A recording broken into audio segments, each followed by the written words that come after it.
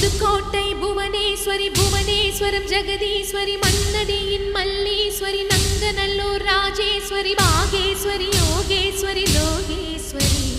Melmalayanur